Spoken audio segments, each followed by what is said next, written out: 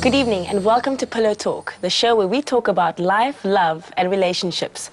Now, no matter how much is printed, screened or spoken about this, people still find themselves in dissatisfying and unsuccessful relationships.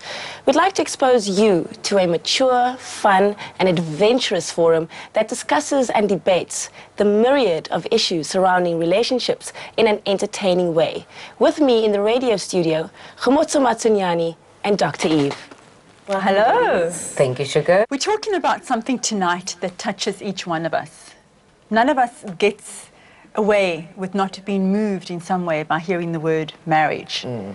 If you're a traditional person or a woman, you're going to think about white dress, the fantasy of this honeymoon night.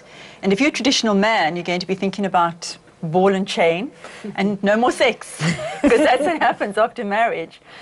I want us to talk about marriage tonight.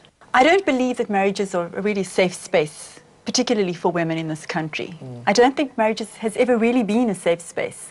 If one considers traditionally that marriage was something that women were bought into, they were owned. It was a religious contract, it was a legal contract, and today there is still an enormous amount of domestic violence, HIV. There are a lot of problems in marriage. Completely. I mean, obviously, when the institution was formed, however many hundreds of years ago, there was a particular religious reason or constitutional reason that necessitated the need for men and women to be together.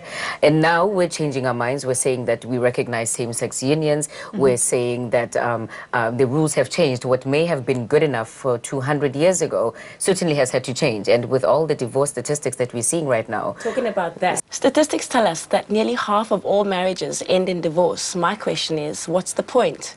Now, we put the question to a religious leader to get the religious perspective. And to get the legal perspective, we put the question to the lawyers.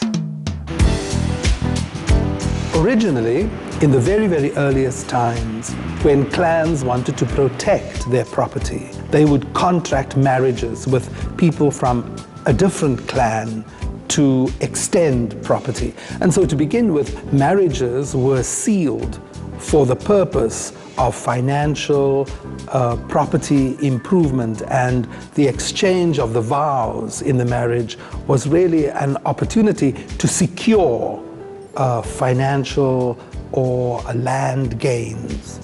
It was only in the 11th century that marriage became a sacrament. During a great time of codification of doctrine and rules and codes in the church. And it was only in the High Middle Ages, during the time of the great chivalry development in social affairs, the time of the knights and the Round Table, where the swain gave himself for the beloved damsel. That development led to the notions of romantic love. And then, of course, in our own time, marriage now is understood to be an opportunity for men and women to bond themselves faithfully to each other in an experience of lifelong faithfulness.